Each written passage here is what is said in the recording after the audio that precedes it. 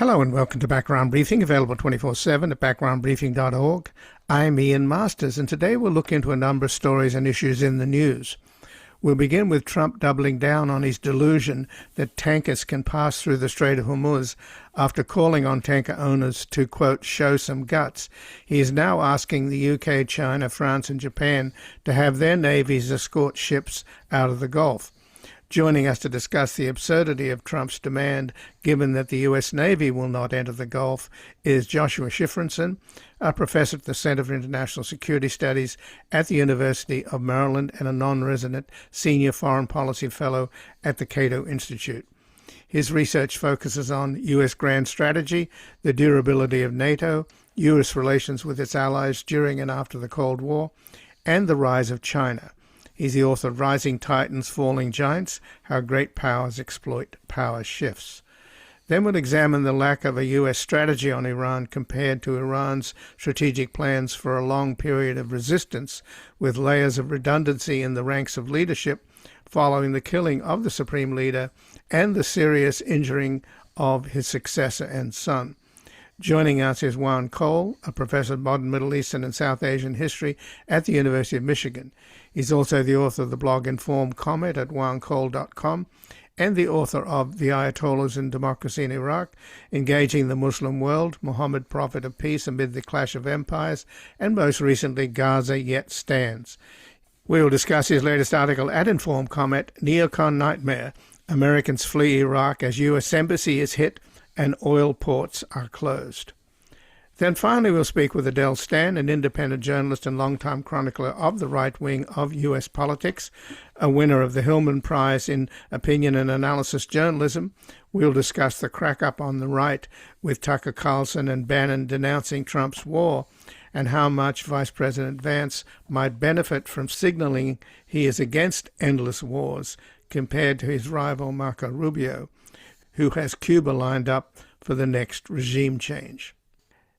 And before we begin with Trump having bombed 7 countries and started a war against Iran, while at home his ICE thugs terrorize and break up families, murdering American citizens in the process, the need to rid the country of the deeply unpopular Trump kakistocracy and his clown car cabinet could not be more urgent. But these crooks and criminals would do anything to stay in power, as their billionaire buddies buy up the mainstream media and the mob boss intimidates Republican politicians. Only people power can beat money power, and we need all hands on deck as we continue to do our part, delivering a daily public service, providing the facts and evidence to inform the majority of what they are up against and how to win back our country, our decency, and the respect of the community of nations. You can help save America's 250-year-old democracy by making a tax-deductible donation at backgroundbriefing.org/donate or at publictruthmedia.org, and thank you. And joining us now, Joshua Shifrinson, who's a professor at the Center for International Security Studies at the University of Maryland and a non-resident senior foreign policy fellow at the Cato Institute. Welcome to Background Briefing, Joshua Shifrinson. Thank you very much. Well, after having told the tanker owners that to show some guts, Donald Trump is now demanding that NATO countries, and of course also China and Japan, send their navies into the Gulf to escort tankers out through the Straits of Hormuz, even though the United States Navy will not go into the Gulf. So is there anybody around Donald Trump that can talk sense into him? Because he doesn't make any sense. Well, obviously, I'm not privy to any of the discussions around President Trump, but there have been a number of media reports recently suggesting, and I think this is a direct quote, that many of Trump's advisors were reluctant to pursue this war, but he was, quote, high on his own supply. And I think that's a direct quote there. In encouraging this operation. So you asked a good question, and I guess I'm giving an answer that says this is an operation that seems to have been conducted at the president's behest, largely at the president's whims. And I think he's discovering that flying by the seat of your pants may not be a recipe for success. So given now that he's beating up on NATO and in effect blaming them or castigating them for not sending their ships, we're talking about the UK, France, and Germany in particular, right. Is this his way of either setting up NATO to blame them, or is this a part of his love affair with Vladimir Putin, and basically may give him an excuse to cut bait with NATO, saying, you guys aren't living up to Article 5, so to hell with you. Well, there are a couple of things to remember here. The NATO treaty, first and foremost, only requires operations in and around European waters. NATO doesn't really extend to cover the Persian Gulf region. So I can't say what Trump will try to do politically, but at least in a formal sense, this is not the lever you'd want to pull if you want to beat up on NATO more pointedly.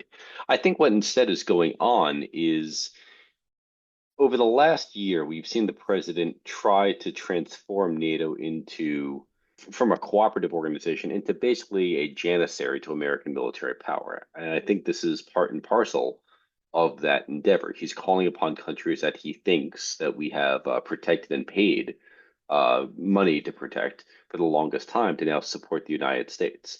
So I think coming out of this is going to have several consequences.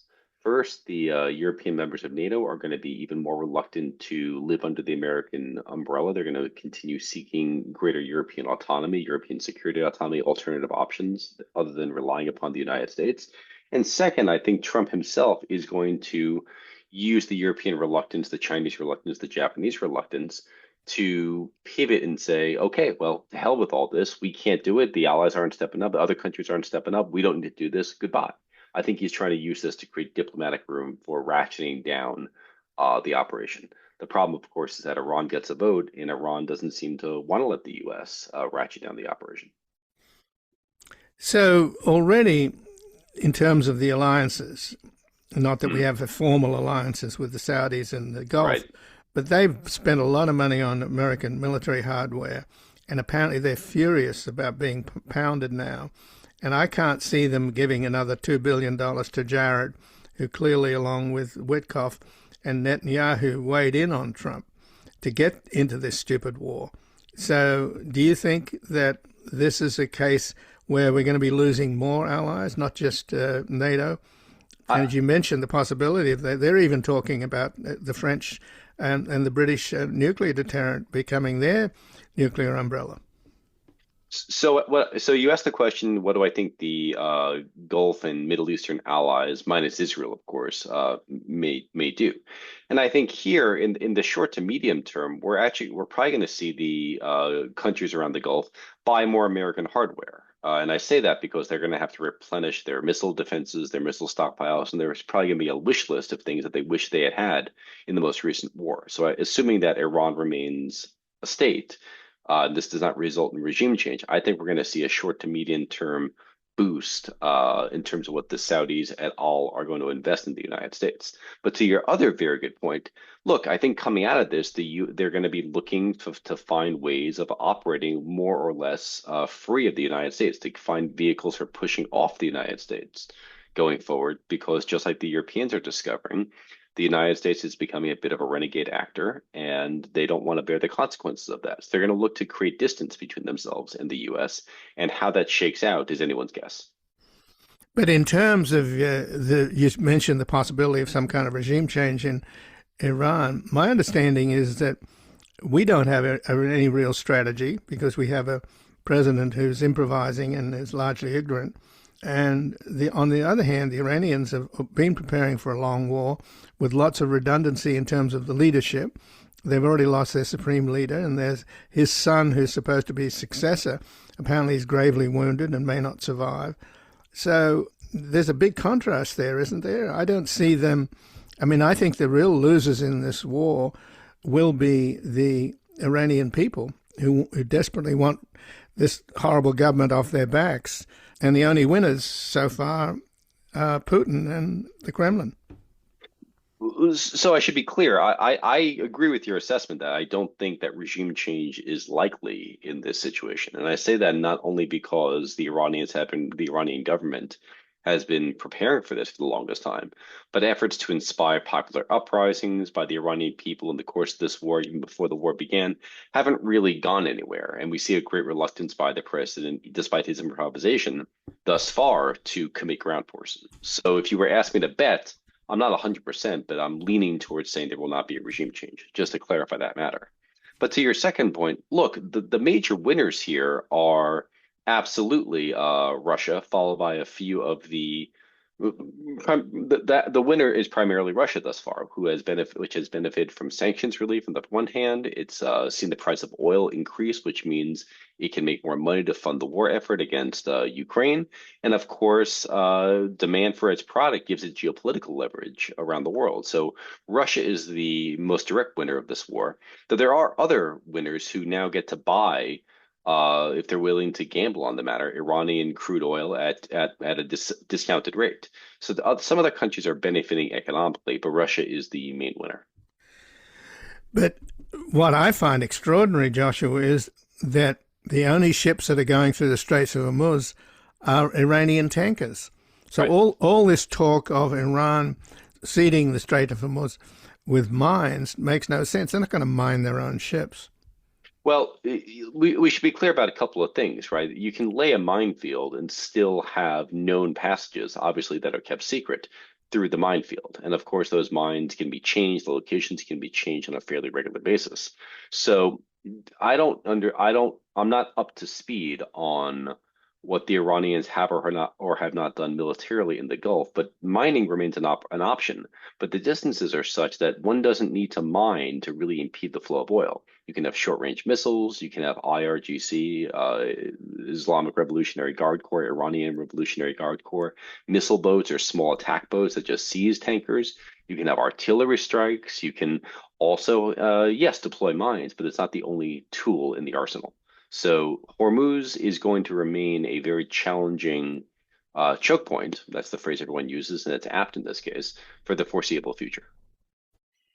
So what do you think of reports about the Marines arriving? They won't be there for another 2 weeks. Right. Are they likely to try and put them ashore to get rid of these shore batteries and facilities for the IRGC, docks, etc.? Or are they supposed to take over Karg Island? Well, so 5,000 Marines are probably not enough to seize much of the Iranian coastline that you'd want to seize if you were trying to clear out the Iranians from doing anything with Hormuz. I think I would interpret the Marines in two different ways. One, in a military sense, they could be useful for indeed seizing Karg Island, which would be detrimental to Iran's export capabilities. Though again, there you're talking about taking more crude oil off the world market, but also, it gives a window for negotiations. The fact that it's going to take now 12, 13 days for the Marines to arrive also creates pressure on the Iranians and on the US, frankly, to end the war before they arrive, and there's a temptation to use them. In other words, they're an arriving tool in the American arsenal that would shift the balance of power, at least in some way, operationally. And so it kind of creates a diplomatic window to try to shake things loose. But my understanding is, Joshua, that back when the Israelis bombed the oil facilities around Tehran and created that, black cloud of black rain over the city, that the U.S. told Netanyahu to back off from hitting oil facilities because they were worried about the reciprocity. In other words, if the Iranians start, some of the Saudi fields, Abqaiq, etc., are Yes. just absolute sitting ducks. So is that what's going on there? And that's why, when Trump bombed Karg Island, he made it clear that out of decency, he said, we're not going to hit the oil facility. So Right. is that what's going on here? There's a certain degree of mutually assured destruction, right? Iran knows that it needs oil Iran both needs to be able to export oil on the one hand, plus the more oil it takes off of international markets, the firmer the international opposition it might face. Just as Trump knows that the more oil prices spike, the more pain he suffers at home, and and who knows what the reaction is in other countries. So there's a degree of mutually assured destruction happening. I think as this war enters into a stalemate, if it indeed enters into a stalemate, we're going to see calculations and attitudes towards those more escalatory options begin to shift. That's often how wars go. But do you see this escalating and going on? Because as far as I can tell, the Iranians are ready for a long war. They just have to wait us out. Our maximalist claims of getting rid of the nuclear program would Right. would require literally sending boots on the ground into Natanz and Esfahan and these facilities, that seems to be incredibly unlikely. So my sense is that Trump's going to declare victory soon and just walk away from this mess.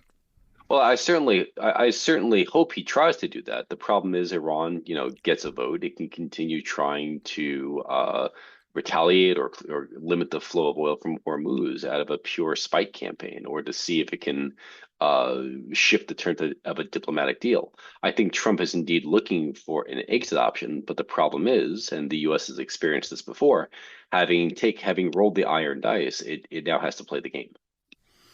But it seems that the Israelis are focusing so much on Lebanon that I'm wondering whether, if the U.S. pulls out, whether they would continue to pound Iran itself. Well, I can't predict what Israel will do. Certainly, I don't think anyone can.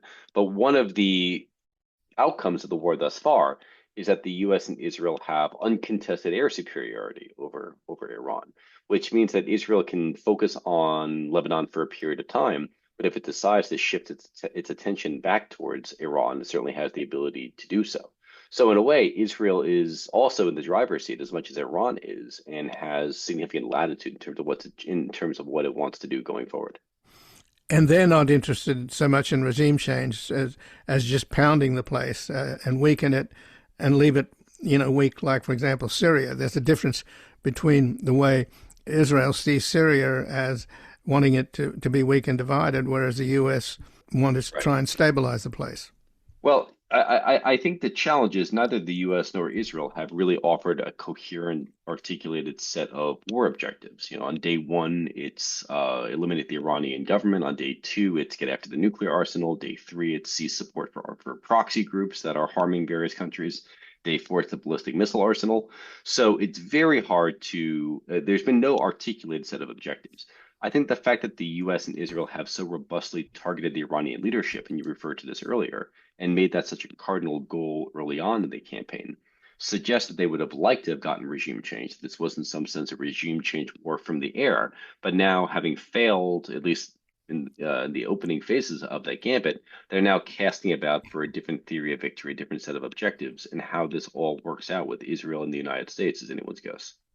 So just in closing, Joshua, since you've studied the rise of China, do you think that Trump's going to cancel his meeting next week with Xi Jinping? It certainly looks that way. I think he's frustrated that China has declined to intervene in the Gulf, even though, as you and I know, the U.S. Navy doesn't want to play around in the Gulf. And I think he's also consumed with the Iran operation and doesn't want to seem like a loser, like he's begging the Chinese when it comes to the negotiations. So I suspect there's going to be a delay in the summit, which of course exemplifies how incoherent this administration is when it comes to international affairs, when it comes to national security. Because just a month and a half ago, we had all these pronouncements that China was the focus of American strategy. And here we are with a war of choice taken under very limited foresight that's now causing the U.S. to delay a conversation with its most important near peer rival in international affairs. So this is just incoherent at the highest levels. That's now having some dramatic spillover effects. So I guess that means Eldridge Colby is tearing his hair out, right? I don't want to reflect on what Elbridge Colby may or may not be doing, but I have to imagine that people in the Department of Defense or Department of War, the Department of State, and the National Security Council, who are focused on long-term trends, are deeply frustrated at the strategic self-harm that is being inflicted right now. Well, Joshua Shifrinson, I thank you very much for joining us here today. Thank you for having me. And again, I've been speaking with Joshua Shifrinson, who is a professor at the Center for International Security Studies at the University of Maryland and a non-resident senior foreign policy fellow at the Cato Institute. His research focuses on U.S. grand strategy, the durability of NATO, U.S. relations with its allies during and after the Cold War, and the rise of China. And he's the author of Rising Titans, Falling Giants, How Great Powers Exploit Power Shifts.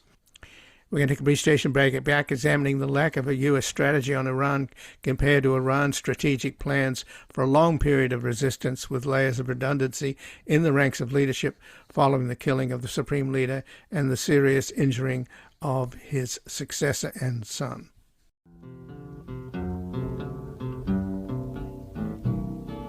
I don't want to set the world on fire. I just want to start a flame in your heart. In my heart I have... Welcome back. I'm Ian Masters, and this is Background Briefing, available 24/7 at backgroundbriefing.org. And joining us now is Juan, Professor of Modern Middle Eastern and South Asian History at the University of Michigan.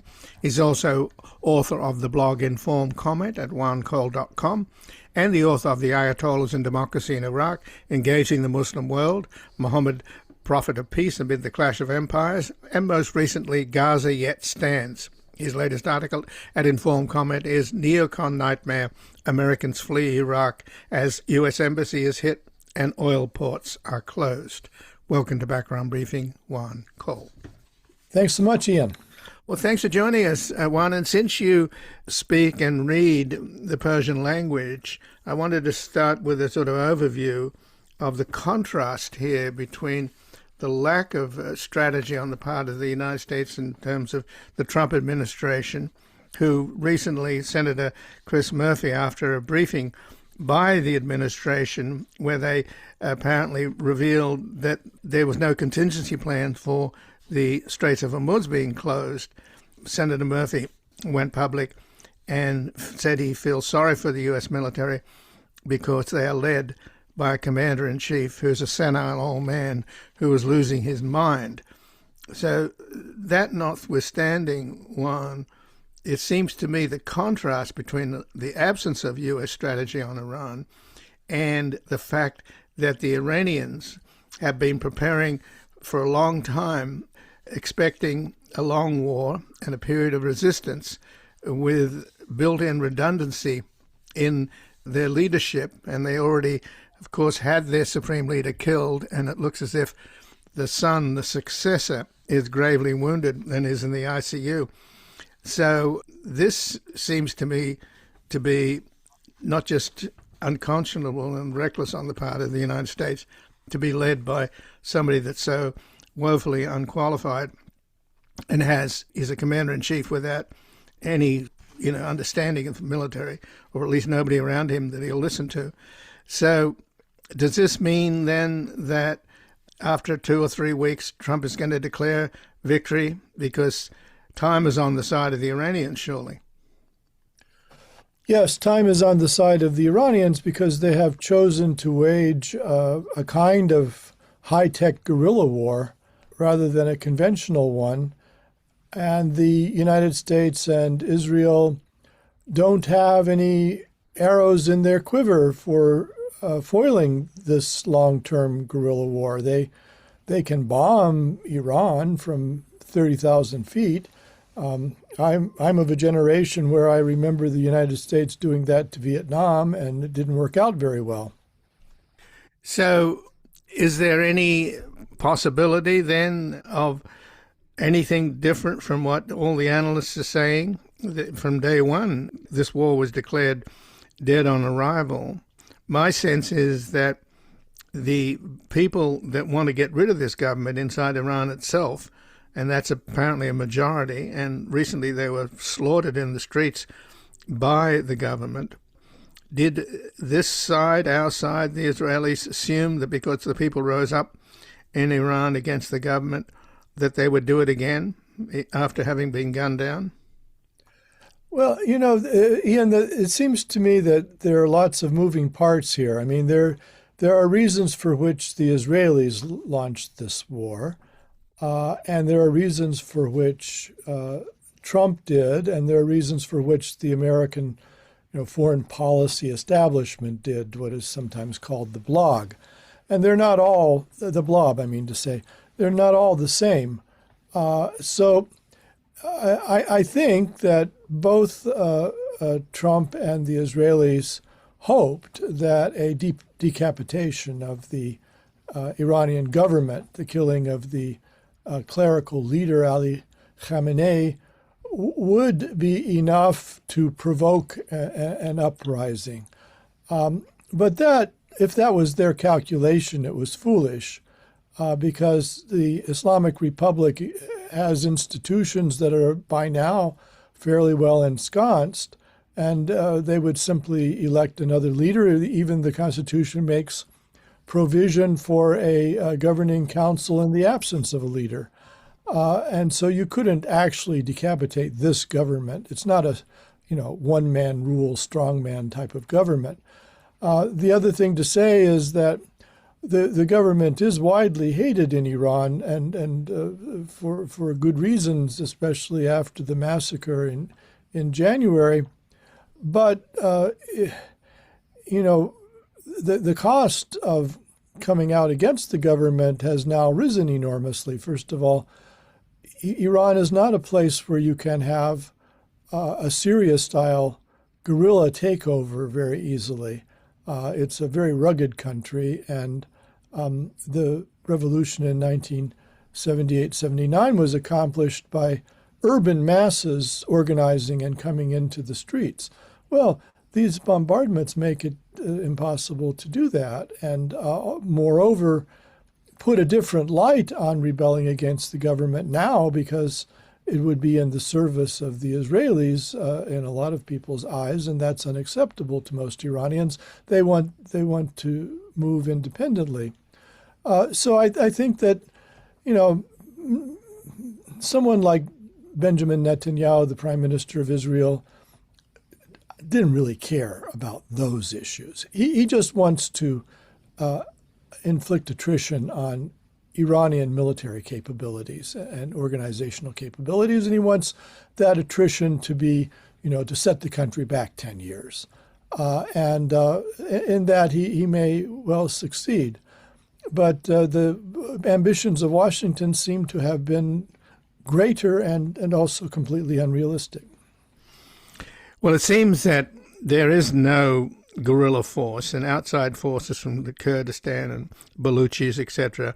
They would just alienate the Iranian people in any case. The only people that are in there that it seems the Israelis and the Americans are getting their advice from, and, as I mentioned, you read and speak their language, but I don't think there's too many people in the White House that do and understand Iran. But the Mecca seems to be their source, and they're just a bunch of murderous cult thugs, aren't they? Yes, the Mujahideen Khalq, or MEK, are a cult, and they go back to the 1970s, a heady mixture of Marxism and Islamic fundamentalism. They sided with Iraq in the Iran-Iraq War. They're widely hated inside Iran. They have moles in Iran, but they don't have popular support. And the Saudis, the Israelis, the Republican Party in the United States seem to have attempted to build them up as an opposition with a headquarters in, of all places, Albania, after they were ejected from Iraq. But it's bizarre, It's like hoping that the Scientologists would take over Thailand. So the one thing I wanted to sort of get some caution on is that, is there any way that these characters are going to pull this off? Because as you pointed out, Juan, Netanyahu's motives are to destroy the country, to be like Syria, where he doesn't want al-Shara to succeed, whereas the US apparently wants to stabilize the country. They want to make it weak and divided. So that seems to be what he's doing to Iran as well. Now, Trump, on the other hand, he's already alienated the Gulf, and the Saudis have given him billions. Him and his family have been bribed shamelessly. I can't imagine that they're feeling like they got their money's worth, particularly on all the arms that they bought. So is there any possibility that there can be anything that Trump can declare victory on? Because I think that's what he's going to do in 2 to 3 weeks. Yes, or maybe sooner. I mean, they can always claim that they have bombed the bejesus out of Iran and weakened it, and that wouldn't be untrue. But The Israelis are running out of interceptors, and so is the United States. Moreover, the Iranians have successfully destroyed a lot of the signals intelligence of the United States in the region, and therefore have been able to get through Israeli defenses occasionally. When at that point, when there are no interceptors for the remaining Iranian missiles and drones, not all of which have been destroyed, then they would have no choice but to seek to end this thing. And the question then becomes whether the Iranians want to end it at that point when there aren't interceptors to stop their drones. But won't this mean that the Iranian people, the majority of whom hate this government, as we've already discussed, they have been told, Iranian television shows these IRGC commanders issuing all kinds of hateful threats. Anybody who goes onto the streets, not that you can go out while the bombs are dropping, but anybody who goes onto the streets will be considered an Israeli soldier and be shot down. They've got roadblocks everywhere. Apparently the Israelis are starting to target some of these roadblocks, but the long and the short of it is that they'll be worse off if this war is over. Trump declares victory, and won't the IRGC and the besieged mete out a lot of retribution? In other words, we're going to be hanging out the Iranian people that aspire for democracy and decency and a better life. They're the ones that are going to be punished. Yes, and they already have been. The Iranian middle classes, the merchants in the traditional markets or bazaars, are the ones with the wherewithal to fund a revolution against this government. And they've been devastated economically and organizationally by this war. So the Trump and Netanyahu attack on Iran has probably strengthened the government and the repressive organizations attached to it, because people have fewer resources with which to oppose them. Moreover, Iranians are very nationalistic, and the choice of the Israelis and the Americans to damage national symbols like the Golistan Palace or the great mosque complexes of Esfahan, which are among the world's most beautiful buildings, has gotten a lot of people's backup, as I understand it, in Iran, that they may not like their government very much, but they really are coming to hate the Israelis and Americans for doing this to the Iranian nation.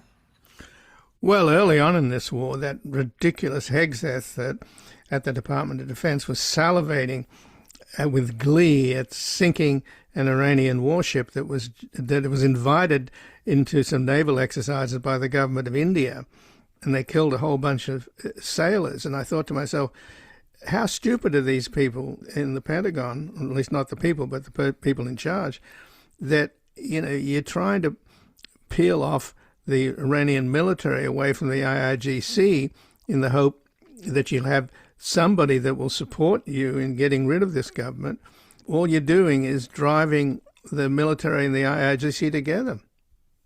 That's right. And moreover, I looked into that, Ian, that Iranian frigate that was sunk by an American submarine hadn't been, as I understand it, doing joint naval exercises in India so much as it was part of a fleet exhibition. And the rules of the exhibition were that they had to not show up with armaments.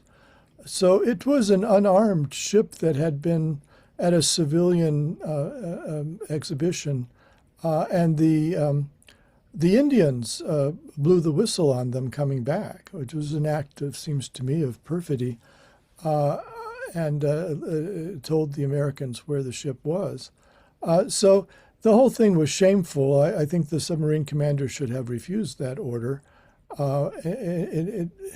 You can make an argument that it's a warship, it's a legitimate object of attack in a war, But, the other problem is the United States has never declared war. This entire operation, it seems to me, has operated outside any patina of legalism.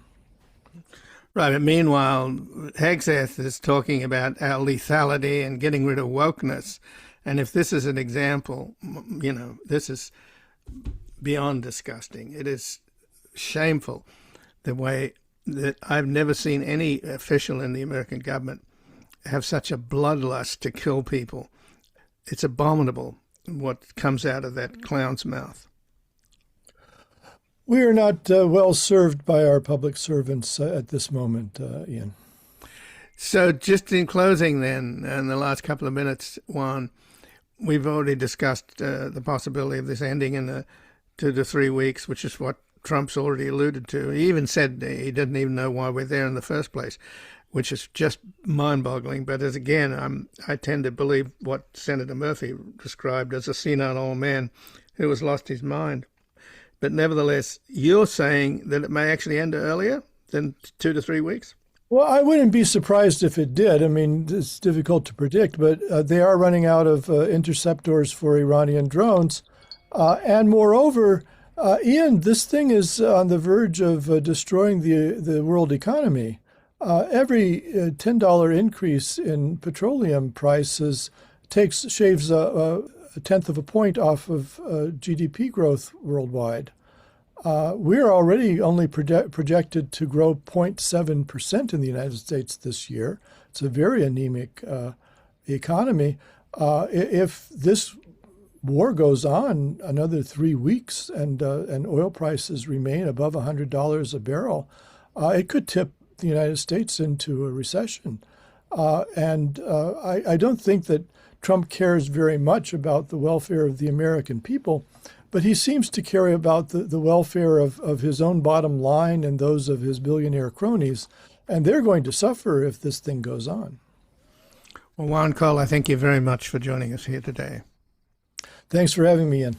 And again, I've been speaking with Juan Cole, who's a professor of modern Middle Eastern and South Asian history at the University of Michigan. He's also the author of the blog Informed Comment at juancole.com and the author of The Ayatollahs and Democracy in Iraq, Engaging the Muslim World, Muhammad, Prophet of Peace Amid the Clash of Empires, and most recently, Gaza Yet Stands. And his latest article at Informed Comment is Neocon Nightmare, Americans Flee Iraq as U.S. Embassy is hit and oil ports are closed.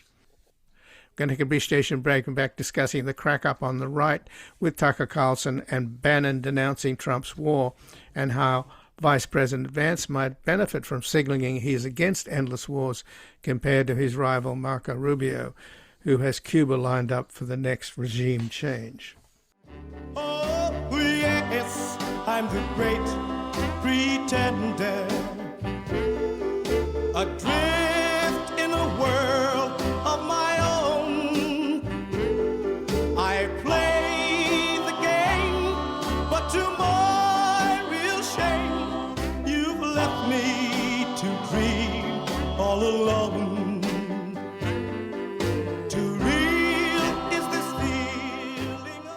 Welcome back. I'm Ian Masters, and this is Background Briefing, available 24/7 at backgroundbriefing.org. And joining us now is Adele Stan, an independent journalist and longtime chronicler of the right wing of U.S. politics, the winner of the Hillman Prize in Opinion and Analysis Journalism. Her work has appeared in Mother Jones, The Nation, The American Prospect, as well as on the op-ed pages of the New York Times and the Los Angeles Times. Welcome to Background Briefing, Adele Stan.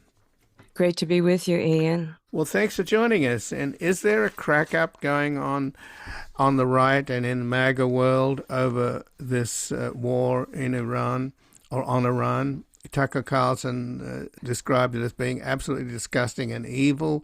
Steve Bannon is referred to as a betrayal. So are we to make much of what's going on there in terms of dissent or divisions within MAGA?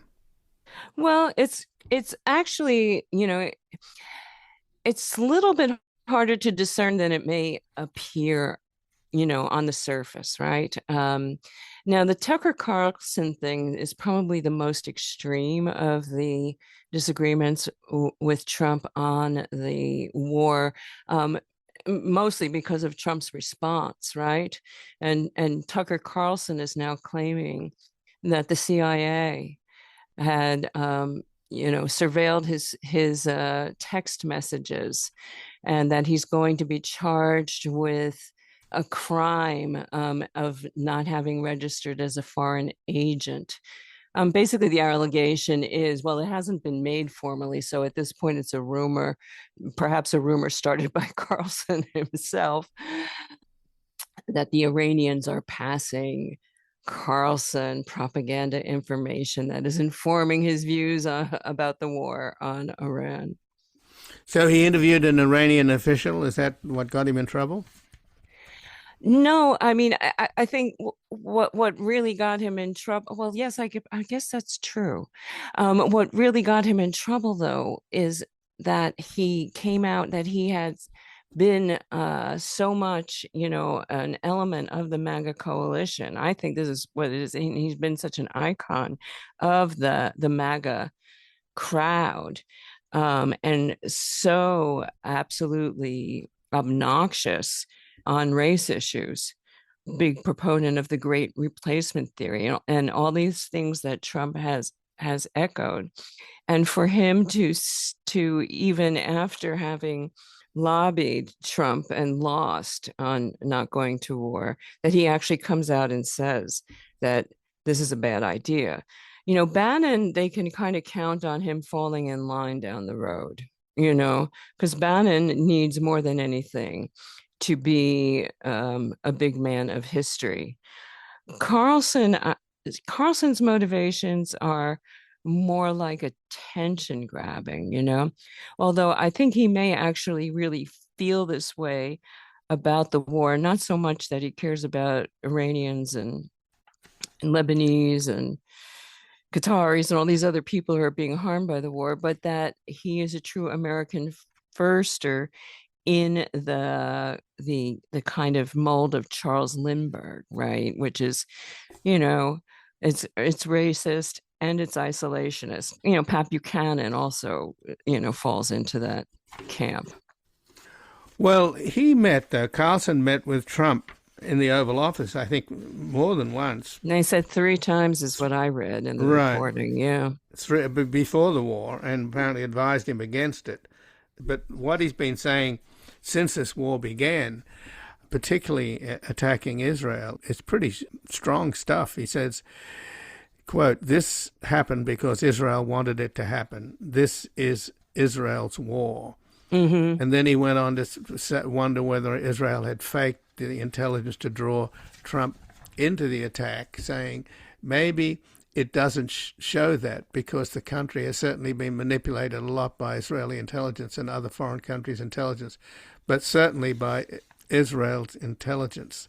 So when you get into that area, of course, you then attract all of the anti-Semites like Nick Fuentes, who's now advising his followers. This is the young Nazi that Trump had Thanksgiving dinner with a couple of years ago. He's now urging his followers not to vote for Trump and the Republicans in this upcoming election. I'm not sure what influence he has, but he does have over 1 million followers. So, I had missed that. Yeah, that's quite astonishing. Yes. Yeah. So, how significant are these splits? Is this just these guys promoting themselves? Because that's all they do. They're trolls getting attention. It's very much that. But I mean, in terms of the MAGA movement as a cult of personality, is really the broader MAGA movement is a cult of personality, and the personality is Trump, right? So I would say the majority of the MAGA movement is not going to budge on this. You may get some fall off from the Fuentes types, and certainly obviously from Tucker Carlson. And he can damage Trump. He can damage Trump among a segment of the population, especially if he sticks to this whole "they're out to get me." The CIA was looking at my my texts.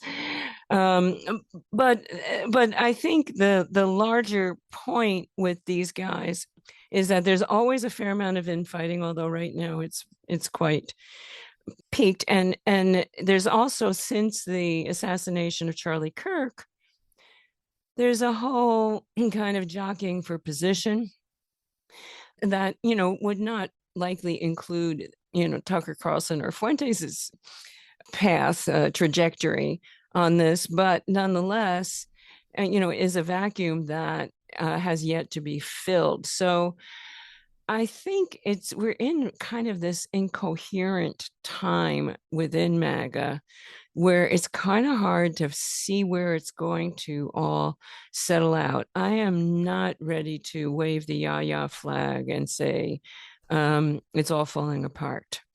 What sometimes can happen is that as shards get, cracked off, say the Fuentes shard and the Carlson shard, those shards will kind of fall in a pile and become something really, really toxic, which, while it may not be a majoritarian movement or even, a plutarian movement, may nonetheless be toxic influencers that get injected into, the rest of MAGA. Well, one of the loony guys in MAGA, the Pizzagate guy, Mike Cernovich. Cernovich, yeah. Yeah, Cernovich. And he supports the war, and he says, we have tech. People call it alien technology.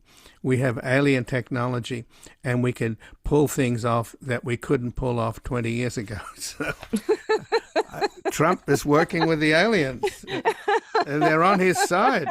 Why? Why would aliens want to be on Trump's side?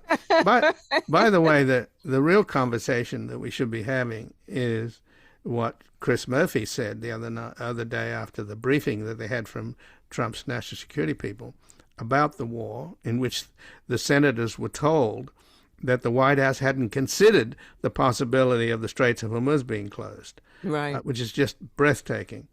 And Senator Chris Murphy, after the briefing, said that we are dealing with a senile old man who is losing his mind.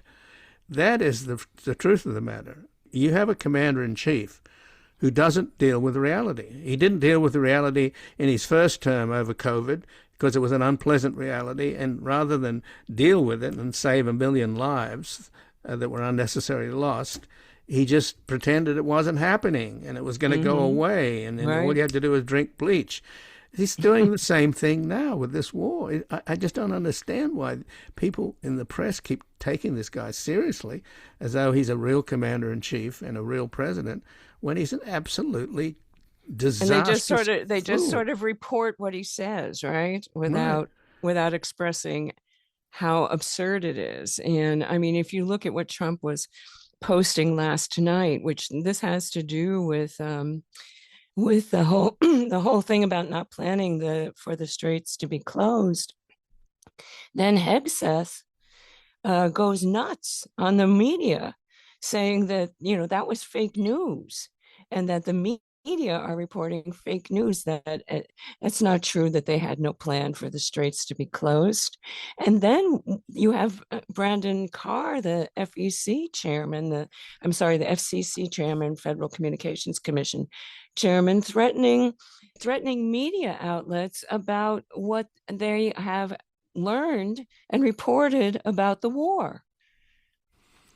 Well, fortunately, I don't think that guy has the power to exercise that. But I think what was very telling was in Hegseth's briefing the other day, when he went off on CNN for reporting what's actually happening, as opposed to being the cheer squad for the Pentagon, which is what these right-wing outlets, because none of the legitimate media has credentials now at the Pentagon. He said he can't wait for David Ellison to take over CNN. Boy, that's telling the quiet part out loud. Yes, there is no quiet part anymore, I feel like, Right, but on the Academy Awards last night, I think it was Jimmy Kimmel who basically compared CBS to North Korea. Right. I think that is really interesting. I think that the one thing that might undo these guys and, the billionaire oligarchs, just like Putin had the oligarchs take over the media, they're doing it here, is that CBS may end up being a worthless asset, that people will simply, not want to watch another Fox News. Right. I think that's quite possible. But I don't know. I mean, it's hard to know how much these guys are in it just for the money or for the power. And apparently the Saudi Sovereign Wealth Fund is backing this acquisition of Warner Brothers, which Discovery, which includes CNN. So, I mean, it's Yeah. really hard to figure out what people are buying, what they expect to reap from it. Is it simply raw power? Is it a ton of money? Is it a little of both or a lot of both? I don't know. Well, we don't even know whether the Saudis, apparently the Saudis and the Gulf countries are just furious with the United States, and particularly with Trump and with Netanyahu, because they brought this war on them. They spent trillions buying American military hardware, and it's not doing them any good, and they're getting Right. pounded. So maybe, after giving a couple of billion to Jared and another billion or so to the boys, the crypto company, maybe they're having second thoughts. Let's talk, though, in the last few minutes here about J.D. Vance and whether he is going to benefit from this Iran war going south, which it appears to be. There doesn't seem to be any. All the Iranians have to do is stay in the fight, whereas the U.S., in order to achieve their aims of getting rid of the nuclear program and getting rid of the Iranian regime, the only way that could ever happen would be a massive deployment and sending troops in, and they're not going to do that. I think in 2 or 3 weeks they're just going to pull the plug and declare victory. So it'll be a catastrophe all around, and those terrible people in Iran will still be in power, even though it looks as if the Supreme Leader's son was really seriously wounded. He's in the ICU. Apparently he lost a leg, maybe lost 2 legs. His face is disfigured. So they've got their own problems, but they're resilient. They got redundancy, and they're going to survive this by the look of it. But I'm not sure that we will survive it with the oil prices going through the roof. So that's the situation. And the fact that J.D. Vance, at least it's rumored, that he was against this war, as he was against the strike on the Houthis, which we all heard that from the signal chat that they accidentally released. So Right. do you think he's going to benefit from what looks like a quagmire gone wrong? Well, it's hard to say because he's walking this tightrope.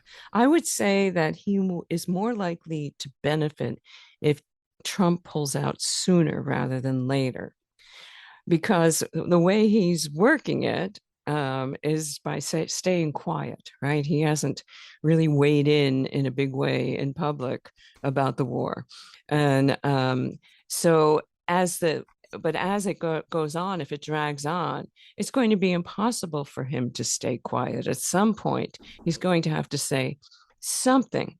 Now, a lot can happen between now and then, and we don't even know when then is.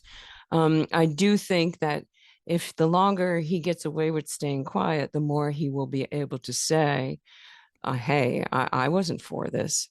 I argued against this," and be able to get some buy-in on that. Right, but vice presidents aren't allowed to do that kind of thing. So I'd be surprised if he'll say anything. It seems that what he's doing is signaling to his base. And on the other hand, his rival Rubio, how's he going to pull off the liberation, in quotes, of Cuba?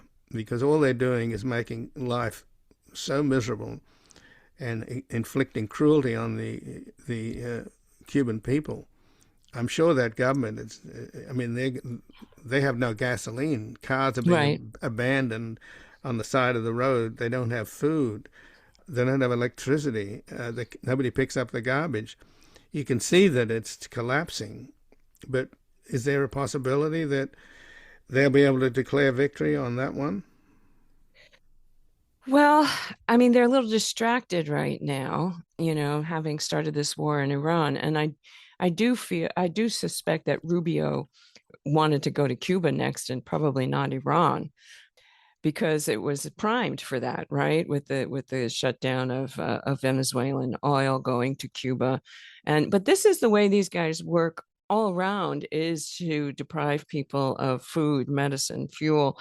I mean, Cuba is the most extreme example, but that's exactly what they were doing to the people of Iran, through sanctions and other measures. And Scott Bessent, the Treasury Secretary, even boasted about it, prior to this latest war. So, I mean, they thought they could bring the regime to its knees and collapse through economic means. And, I guess Netanyahu said, well, not so fast. So, I mean, their game is always seems to be whatever they can do to weaken.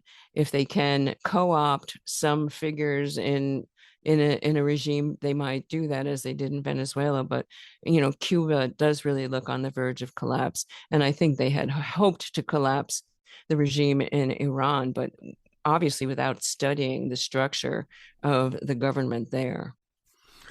Well, the people in Iran are the ones that hate that government are being hung out to dry. Yeah, absolutely. There are roadblocks everywhere. The media in Iran is saying, if you go out to the streets, we'll shoot you dead. We'll consider you Israeli soldiers. And the plans of having the Kurds and other people get involved, start, break the country up, that's incredibly unpopular with the Iranian people. Well, that's absurd. And it's unpopular with the Kurds. I mean, the Kurds have been screwed by the U.S. so many times, Right. that they're not eager to get in the middle of that either. No, the Iranian people, I think, are in a terrible bind. They want to get rid of this government, but this war is actually making that government stronger, it would seem, in terms of their control. Absolutely. And there's no alternative. I mean, if you had, resistance within the country and guerrilla groups, then you may have something to work with, but you don't have anything to work with there in terms of a counter-revolution. And the only thing that the Americans and the only thing the U.S. and Israel has are the MEC, which are a disgusting, murderous cult. Mm-hmm. So I just feel like they took advantage of the blowback from the recent slaughter of their people. That they thought that somehow because all those people risked their lives and got shot down, that somehow they were ready for another round.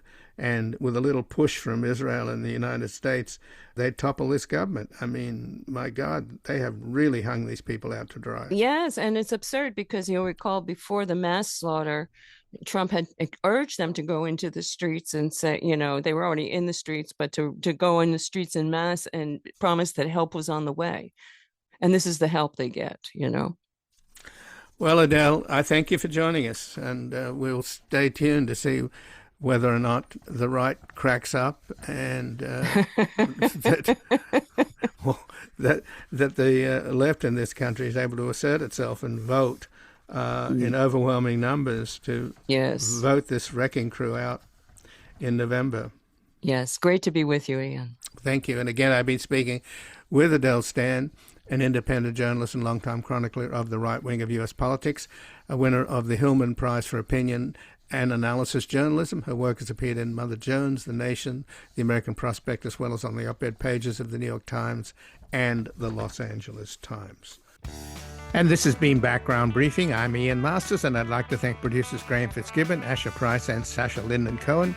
If you missed any of today's program and would like to explore our vast archives, you can find us at backgroundbriefing.org, where we include extended interviews, searchable by topic, and have made it easier for you to sign up for daily email updates and provide links to resources, articles, and books discussed on the program. Also, you can find links there to subscribe wherever you get your podcasts, and we highly encourage your ratings and reviews on these platforms. Find us on Twitter, Blue Sky, and Facebook at Ian Masters Media, and our new social media manager, Luke Susswood, is also posting highlights from the show on YouTube, TikTok, and Instagram at Ian Masters Media. So please do help us reach more listeners by sharing this program with friends, family, and colleagues. And to help sustain this program into the future and ensure it remains free to all, please take a moment to support us by going to backgroundbriefing.org/donate and/or at publictruthmedia.org, where your tax-deductible donations, large and small, keep us broadcasting. And I'll be back tomorrow with another background briefing at backgroundbriefing.org. Bye for now.